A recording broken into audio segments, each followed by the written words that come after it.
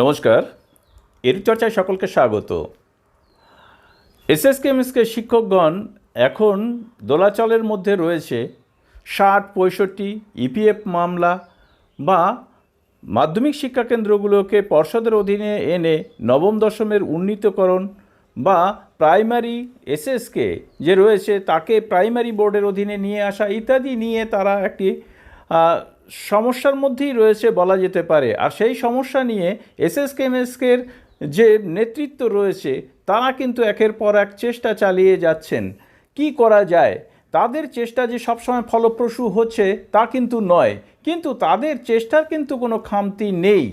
এই চেষ্টাটাই হচ্ছে সবচাইতে বড় জিনিস, যাতে Sskmsকের একটু উন্নতি হয়। তবুও চেষ্টার খামতি না থাকা সত্ত্বেও সরকারের সদিচ্ছার কারণেই কিন্তু অনেক চেষ্টা বিফলে যাচ্ছে এই শিক্ষক নেতৃত্বগণের। হয়তো সাধারণ শিক্ষকগণ তাদেরকে ভুল বুঝতে পারেন, তবুও তারা একের পর এক বার্তা দিয়ে চলেছেন। এই মুহূর্তে আমি আপনাদের Sskmsk শিক্ষক নেতৃত্ব মাননীয় সিরাজুল ইসলামের একটি বার্তা শোনাবো, যে বার্তার মধ্যে রয়েছে ইপিএফ কেস ৬০-৬৫ বা ৬০ থেকে ফিরে যাওয়া ৬৫-তে ইত্যাদি অন্যান্য আরও অনেক কারণ। আপনারা মেসেজটি শুনুন, তাহলে বুঝতে পারবেন সিরাজুলবাবু কতটা আন্তরিক সহকারে আপনাদের কাছে এই বার্তাটি উপস্থাপন করতে চাইছেন। শুনুন সিরাজুলবাবুর বার্তা। আমরা সাংগঠনিকভাবে প্রতিনিয়ত কাজ করে চলেছি। আমাদের কোনো সমস্যার সমাধান সরকারের সদিচ্ছা না থাকায় না হওয়ায় আমাদের কাজগুলিকে সাধারণ শিক্ষক শিক্ষিকারা মূল্যায়ন করতে পারছেন না। গত ২৯-৩-২৩ তারিখ সাংসদ আবু তাহের সাহেবের কথা মতো মুখ্যমন্ত্রীর ধর্ণা মঞ্চে গিয়েছিলাম। আমি, মুকলেশদা, হাকিমদা, মঞ্জুদি, কাকুলিদি, নজরুলদা আমরা চেষ্টা করেছিলাম শিক্ষামন্ত্রীর সাথে দেখা করতে। বাড়ি ফেরার তারায় একে একে সবাই বাড়ি চলে গেলেও আমিও মুকলেশদার সন্ধ্যা পর্যন্ত থেকে গেলাম। ধর্ণা মঞ্চের আশেপাশে সিকিউরিটির কড়াকড়ি থাকায় আবু তাহের সাহেবের সাথে কথা হলেও শিক্ষামন্ত্রীর সাথে সরাসরি কথা হয়নি। তাহের সাহেব বললেন, মন্ত্রীর সাথে আমার কথা হয়েছে, আমি ওনার সাথে ফোন করে তোমাদের জন্য একটা দিনক্ষণ ঠিক করে আমি তোমাদের জানিয়ে দেব, তারপর তোমরা গিয়ে আলোচনা করবে।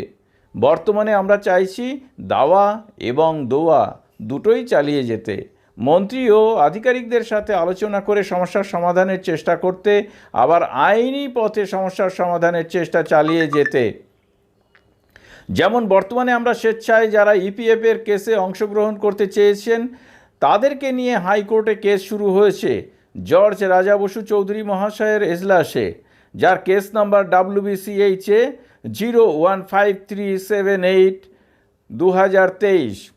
আগামী 31-3-23 তারিখে প্রথম হিয়ারিং হওয়ার কথা আছে। আবার আমরা বর্তমানে ৬০-৬৫-তে ফিরে যাওয়ার জন্য অনেকে আমাকে ফোন করে খুব তাড়াতাড়ি কেস করে ফিরে যেতে চাইছেন।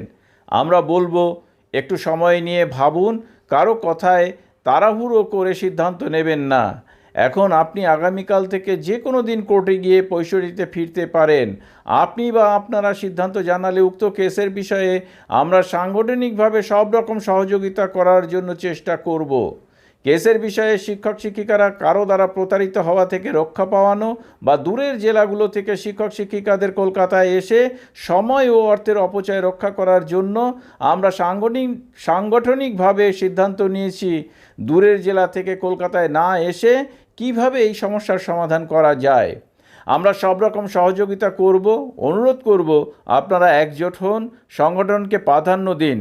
20-25 জন একসাথে এই কেস করলে কম টাকা খরচ হবে, 40-50 জন একসাথে করলে আরও কম টাকা লাগবে।